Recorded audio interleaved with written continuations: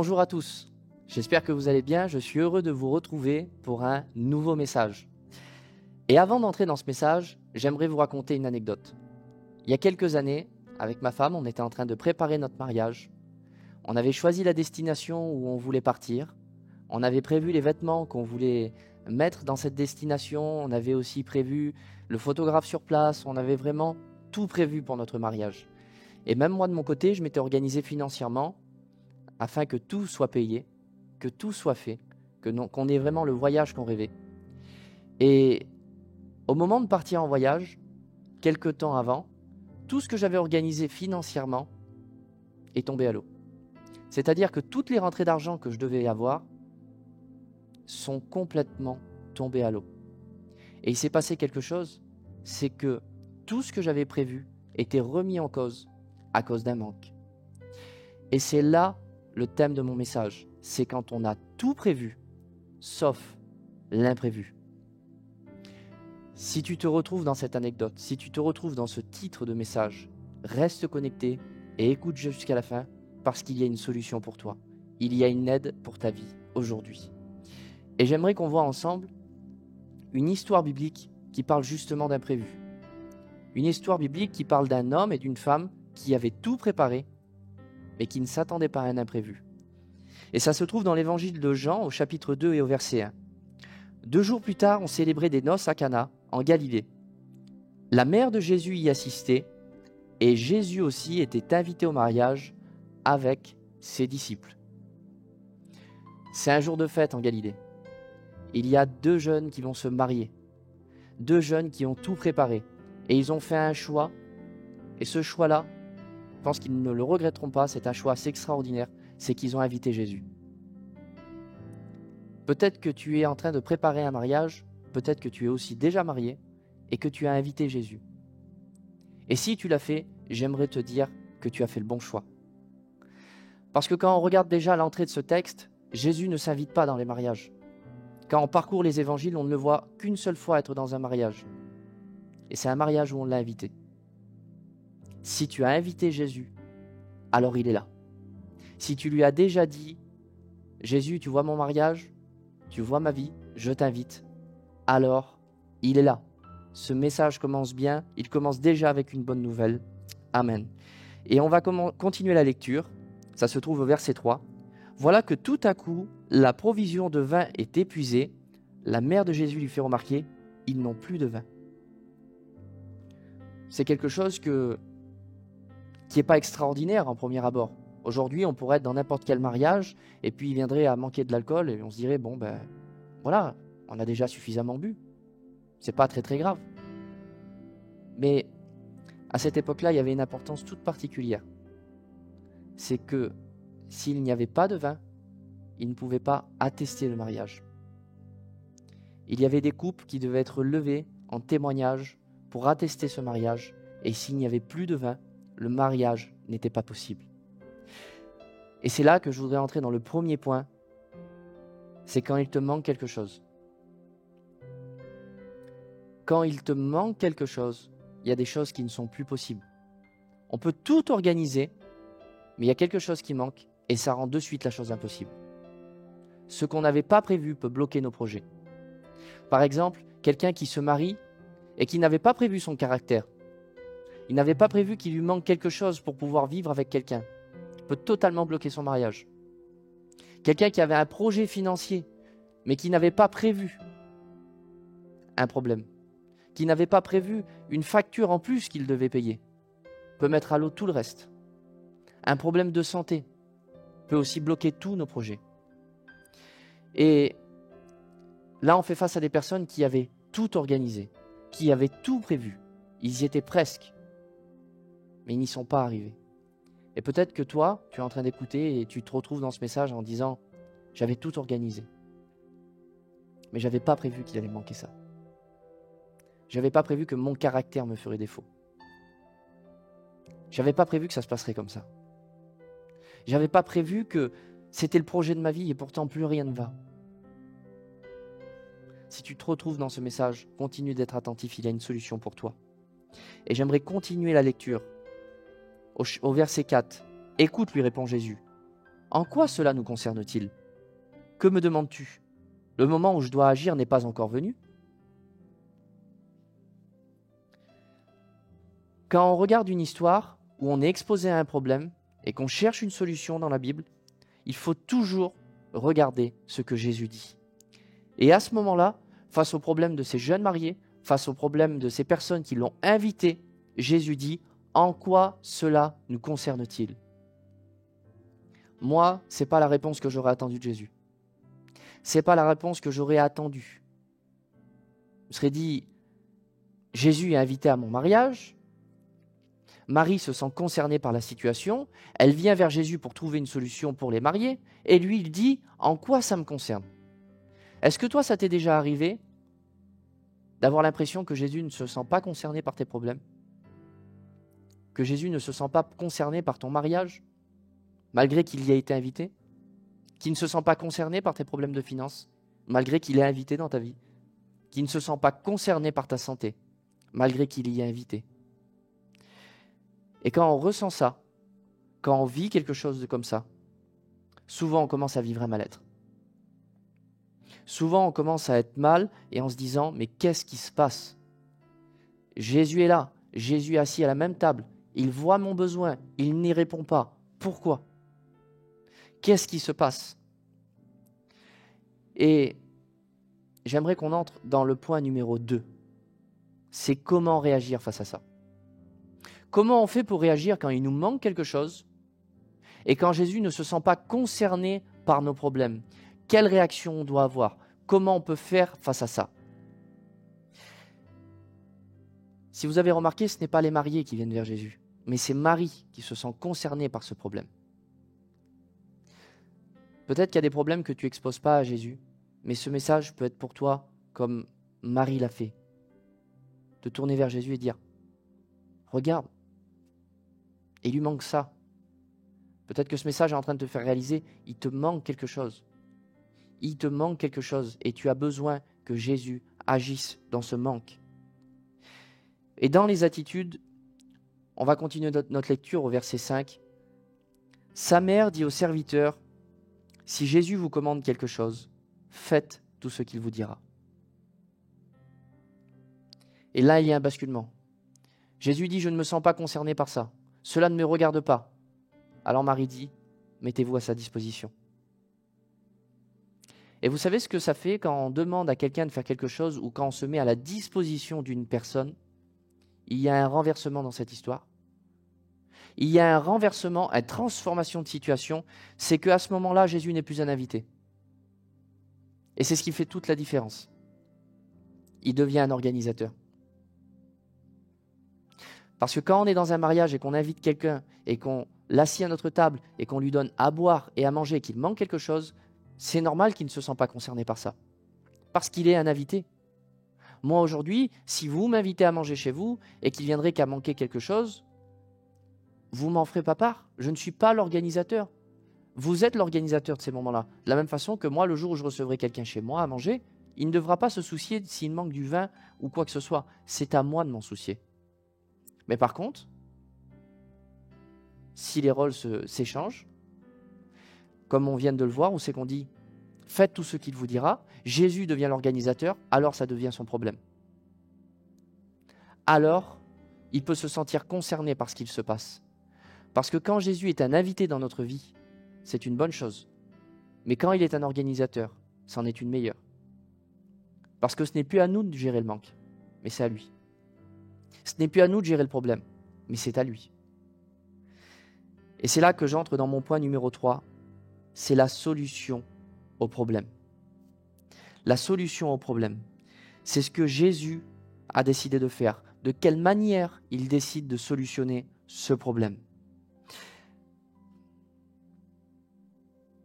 On va reprendre la lecture au verset 6. Il y a là 6 amphores de pierre que les Juifs utilisaient pour leur ablution rituelle.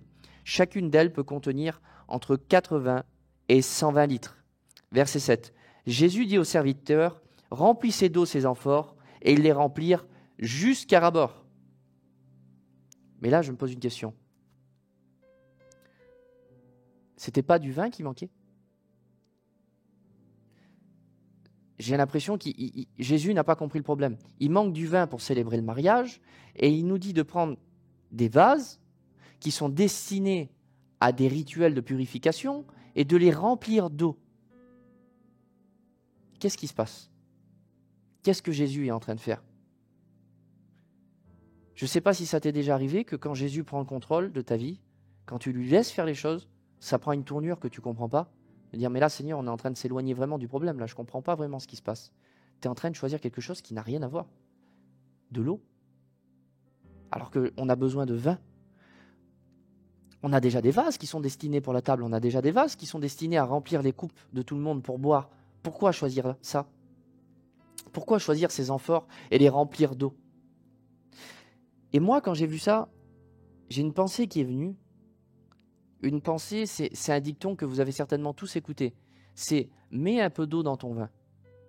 Moi, à titre personnel, si j'aurais vu que le vin commençait à manquer, j'aurais pris le vin qui restait, j'aurais mis un petit peu d'eau dedans, je l'aurais dilué, j'aurais fait un peu plus de quantité. Et ça, c'est un dicton que j'ai souvent écouté. Dire, tu sais, aujourd'hui, si ça ne va pas dans ton foyer, mets un peu d'eau dans ton vin. Tempère-toi. Si dans tes finances, tu n'y arrives pas, mets un peu d'eau dans ton vin, c'est-à-dire diminue les dépenses, fais attention, ça va aller mieux. Si dans ta santé, mets un peu d'eau dans ton vin, fais attention dans des endroits des choses qui pourraient te faire mal, c'est-à-dire dans des gestes que tu as l'habitude de faire ou quoi, fais attention, tempère-toi dans tous les domaines de ta vie. Et mettre de l'eau dans son vin, ça, c'est la tempérance. C'est quelque chose qu'on a tous essayé. Et honnêtement, c'est quelque chose qui ne marche pas souvent. Ça ne marche pas souvent de se tempérer. Quand on essaye de se tempérer, de se transformer nous-mêmes, de faire des choses, de se diluer un petit peu, d'être un peu moins nous-mêmes pour arranger les choses. J'ai remarqué que ça n'arrange pas souvent les choses. J'ai remarqué que ça ne va pas souvent mieux. Mais Jésus n'a pas fait le choix de la tempérance. Jésus n'a pas fait le choix de la tempérance. Il a décidé de mettre de l'eau pour le transformer en vin. C'est-à-dire qu'il a fait le choix de la transformation. Il n'a pas décidé que tu mettes un peu d'eau dans ton vin. Il a décidé de te changer. Il a décidé de changer ta situation. Mais pourquoi dans la purification? Pourquoi dans ces vases de purification? Moi, si je serais au mariage, à ce moment-là, je me dirais, certainement, on a fait quelque chose de mal. Jésus est un juif. Jésus connaît tous les rituels de purification. Il est là, on lui demande une solution et il les remplit d'eau. Moi, je me serais dit, il nous appelle à nous repentir, on a trop bu. Jésus m'appelle à me repentir, j'en ai trop fait. Là, ce qu'on a fait, il faut demander pardon à Dieu. Il faut se purifier. En plus, ça arrivait à une période qui se rapprochait de fêtes habituelles qu'il y avait à Jérusalem. Donc, c'était obligé que cette pensée soit là. De dire, certainement, je dois me purifier. Je dois changer ça. Et c'est là que ça prend toute sa valeur. C'est que quand Jésus remplit ces vases d'eau, qu'il les remplit totalement, il y avait 6, de 80 à 120 litres. Je vous laisse imaginer ce qui s'est passé, le nombre de disciples qui devaient prendre des vases et les remplir d'eau, à la vue de tout le monde. Peut-être que tout le monde était là en train de se dire, on va devoir se repentir, on a fait quelque chose de mal, c'est à cause de nous qu'il manque du vin. Et puis, certainement que ces mariés ne peuvent pas se marier parce que moi j'ai trop bu. Mais ce n'est pas ce que Jésus fait. Quand Jésus prend ta purification entre ses mains, c'est pour la transformer en célébration. Je vais répéter une deuxième fois. Quand Jésus prend ce qui t'est destiné à te purifier, il le transforme en célébration. C'est-à-dire, arrête de mettre de l'eau dans ton vin. Arrête d'essayer de te transformer. Arrête d'essayer de te changer. Arrête d'arriver face à Jésus en disant « j'en ai pas assez fait, je dois me purifier, ce que je fais, ça ne va pas ». Tout ce qui est destiné à te purifier, tout ce que tu dois faire par tes œuvres, Jésus le prend et le transforme en célébration, c'est-à-dire il le transforme en vin pour que tu célèbres. Tu peux être dans la joie. Tu peux célébrer. Tu peux te réjouir. Parce que ce n'est pas ta purification qui te rendra joyeux. C'est parce qu'il nous a purifiés. C'est parce que Jésus, bien plus tard, va prendre nos souffrances du jardin de Gethsémane jusqu'à la croix. Il va souffrir afin qu'on soit pur, afin qu'on soit digne. Donc aujourd'hui, tu peux célébrer. Tu peux célébrer. Voilà la transformation qui peut se passer dans ta vie. La vraie joie, ce n'est pas quand je me purifie, mais c'est quand Jésus me purifie. Et j'aimerais qu'on continue au verset 8. Maintenant, leur dit-il, puisez-en un peu et apportez-leur à l'ordonnateur du repas. Et c'est ce qu'ils font. Au verset 9. À peine ce dernier a-t-il goûté l'eau changée en vin, ce qu'il fait. Appelez le jeune marié, les serviteurs qui ont puisé l'eau savent bien d'où il vient ce vin. Mais l'ordonnateur du repas l'ignore. C'est pourquoi il fait remarquer au marié. Généralement, on sert d'abord le bon vin. Puis une fois que les gens ont bu tous leurs sous, on fait servir des crus plus ordinaires. Toi, tu as réservé le meilleur pour la fin. L'ancien organisateur du repas dit au marié, mais c'est le meilleur vin que j'ai jamais goûté. Et toi, tu gardes le meilleur pour la fin? J'aimerais te dire que si tu changes d'organisateur aujourd'hui, il peut y avoir le meilleur pour ta vie. Si tu changes ton organisation aujourd'hui et que tu la remets à Jésus, tu peux goûter des choses que tu n'as jamais goûtées. Il peut t'étonner dans la transformation qu'il va faire. Ce qui te manque aujourd'hui va être ta joie de demain. Tu ne goûteras jamais d'aussi bonnes choses que quand Jésus prend ta vie entre ses mains. Il est celui qui peut tout transformer. Cesse d'être ton organisateur, mais laisse Jésus organiser. Ne laisse plus Jésus être assis à la table des invités, mais mets-le plutôt au rang des organisateurs, à celui qui prend les rênes de ta vie. Et alors, quand il te manquera quelque chose, ce ne sera plus ton problème, mais le sien. Et il fera toujours cette transformation parfaite qui dira « Le meilleur est pour la fin ». Il y a meilleur encore. Et si j'ai dit que c'est pour demain, j'aimerais te dire que c'est pour aujourd'hui. Déjà maintenant, tu peux décider de faire le choix de dire « Je change d'organisateur ». Là où tu es, tu peux le dire à haute voix, même si tu es seul, même si tu as l'impression que quelqu'un te prend pour un fou, tu dis « Oui, je change d'organisateur ». Jésus, tu n'es plus un invité, mais je te laisse l'organisation de ma vie. Verset 11. C'est ainsi qu'à Cana, en Galilée, Jésus fut le premier de ces miracles par lequel il révéla sa gloire à ses disciples, si bien qu'ils vinrent croire en lui. J'aimerais vous raconter la fin de mon anecdote.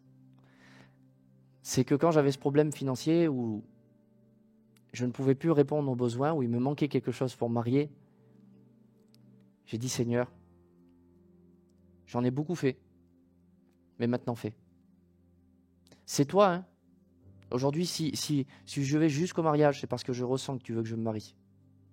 Aujourd'hui, si on prend cette décision, c'est parce que on te fait confiance et on t'a laissé organiser les choses.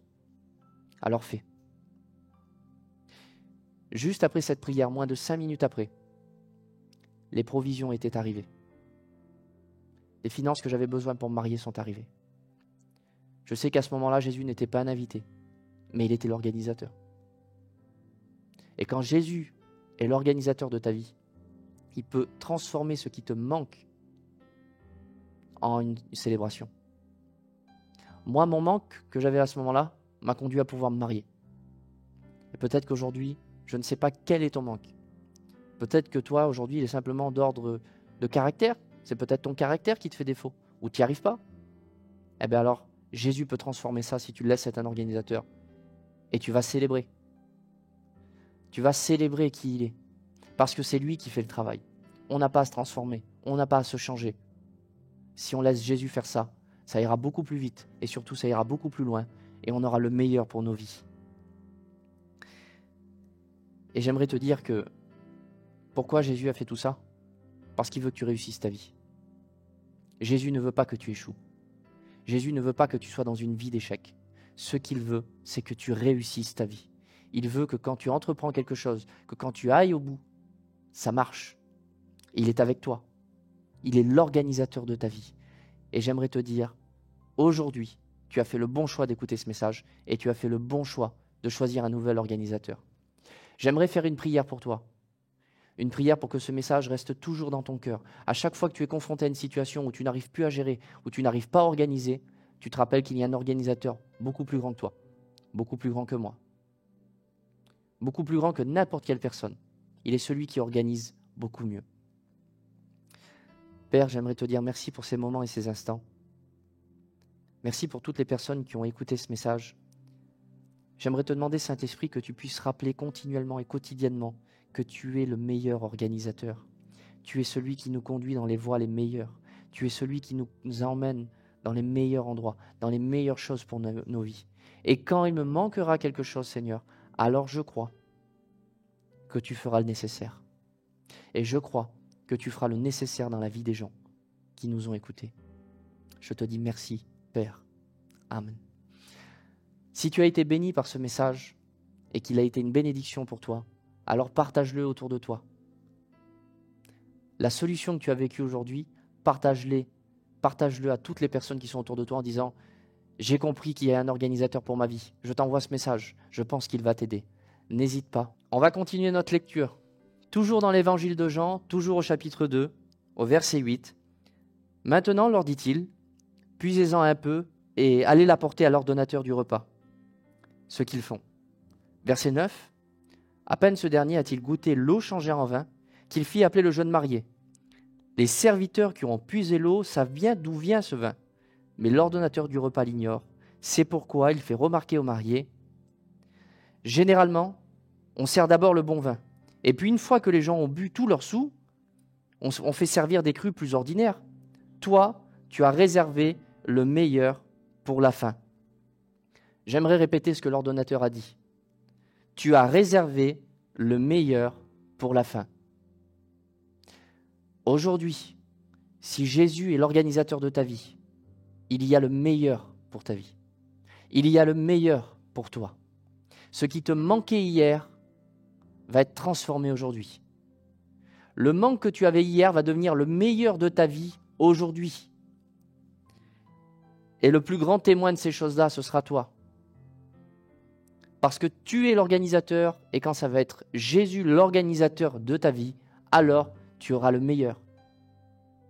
Et toi-même tu diras, je ne comprends pas pourquoi, aujourd'hui, j'ai le meilleur pour moi.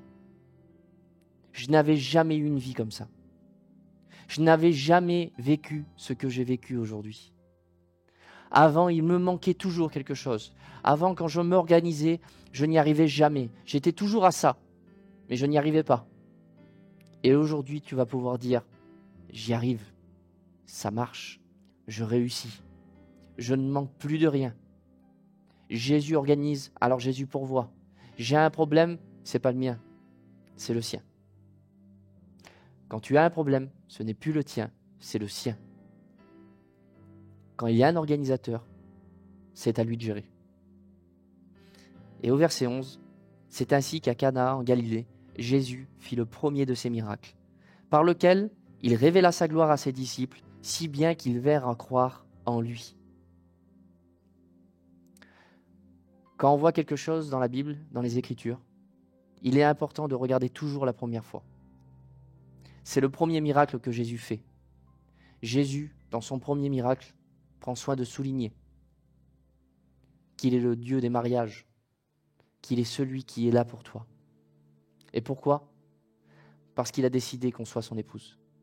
Il est venu nous montrer que le mariage était possible, qu'il est celui qui est venu nous chercher, celui qui est venu prendre soin de lui, de nous, celui qui vient nous purifier. Et comme il est écrit, il révéla sa gloire à ses disciples. La gloire de Jésus, la gloire qu'on peut vraiment voir en lui, au-delà de la guérison, au-delà des esprits qui ont été chassés, au-delà de l'évangile qui a été prêché, il y a aussi quelque chose. C'est la purification. C'est Jésus qui prend tous nos efforts. C'est Jésus qui prend tous nos œuvres. C'est lui qui prend tout ce qu'on avait à faire pour se présenter pur devant Dieu. Il le prend, il le transforme en célébration. Prends le temps de célébrer ce que Jésus a fait pour toi. Prends le temps de te réjouir pour ce qu'il fait maintenant. Prends le temps de lui dire merci. Chez toi, tu peux déjà, après ce message, mettre une louange. Et puis prendre le temps de louer, prendre le temps d'adorer, prendre le temps de dire « Merci, je veux célébrer ». Tu as transformé ma purification en célébration. Que vraiment cette pensée reste dans ton cœur, reste ancrée, que chaque jour que tu te lèves, à chaque fois qu'il te manque quelque chose, à chaque fois que tu n'y arrives pas, à chaque fois que tu as des soucis, ou tu me dis je ne suis pas assez saint, je devrais me purifier, je veux prendre le temps de célébrer pour ce que tu as fait. Je veux prendre le temps de me réjouir parce que tu es là. Si tu laisses Jésus organiser ta vie, quand il te manquera quelque chose, certainement que tu vivras un miracle à chaque fois. Certainement qu'à chaque fois que tu auras un manque, il y aura un miracle. Tu peux mettre n'importe quel domaine de ta vie. On a souvent besoin de miracles. Et il est là pour répondre à ça. Comme on l'a vu un petit peu plus haut, on avait l'impression qu'il ne se sentait pas concerné. Mais si aujourd'hui tu le dis, sois l'organisateur, il se sentira concerné par tous les problèmes, par toutes les situations. Il n'y a pas un problème ou une situation où Jésus ne se sentira pas concerné. J'aimerais maintenant faire une prière pour toi. Et j'aimerais même que tu pries avec moi. Faire une prière pour que ce message reste toujours gravé dans ton cœur et dans tes pensées. Qu'à chaque fois que tu entreprends quelque chose, qu'à chaque fois que tu vis un manque, qu'à chaque fois que tu vis une difficulté, tu te rappelles qu'il est un organisateur pour toi. Père, j'aimerais te dire merci pour toutes les personnes qui ont écouté ce message. Saint-Esprit, tu commences à révéler les manques qu'il y a dans les vies de chacun et à montrer que tu es celui qui peut combler ce manque. Tu es l'organisateur dont on a besoin. Je te dis merci parce qu'à chaque fois que tu es l'organisateur de ma vie, ça marche. Mais quand j'organise des choses, il me manque souvent quelque chose. Je te dis merci parce que tu es l'organisateur. Tu es celui qui change tout. Je te dis merci Père pour ce que tu fais dans la vie des gens et dans la mienne. Merci parce que ce message, ils ne l'oublieront pas parce que Saint-Esprit, tu vas leur rappeler continuellement, que tu es la solution au problème. Je te dis merci Père. Amen. Et j'aimerais finir cette histoire aussi que je vous ai expliquée au départ. Je vous ai dit qu'il me manquait quelque chose. Cette histoire se passait mal au départ, mais il y a une fin positive. C'est qu'au moment où j'ai dit « Seigneur, je sais que ce mariage, c'est toi qui l'organises. J'ai tout préparé avec ma femme, on a tout prévu, mais il nous manque quelque chose. Et aujourd'hui, gère la situation. Et s'il faut que je fasse quelque chose, dis-moi où il faut que j'aille, dis-moi ce qu'il faut que je fasse, mais en tout cas, je te laisse la gestion de tout ça. Tu es l'organisateur de tout. » Moins de 5 minutes après cette prière, la provision est arrivée. Tous les blocages que j'avais eus par rapport aux finances que j'avais prévues pour mon mariage se sont débloqués en moins de 5 minutes. Et j'ai pu payer ce que j'avais à payer et me marier. C'est mon expérience, mais ça peut être aussi la tienne aujourd'hui. N'oublie jamais que tant qu'il sera l'organisateur, alors les choses se passeront bien. Si ce message t'a béni, si tu t'es senti encouragé, j'aimerais t'encourager à le partager. Si pendant ce message, tu as pensé à quelqu'un et tu t'es dit ce message pourrait lui faire du bien, il pourrait l'encourager et l'aider comme à moi, alors tu peux lui envoyer. Envoie ce message aux personnes qui en ont besoin. Si tu as trouvé une solution, partage cette solution. Je te dis merci pour ton écoute et à bientôt.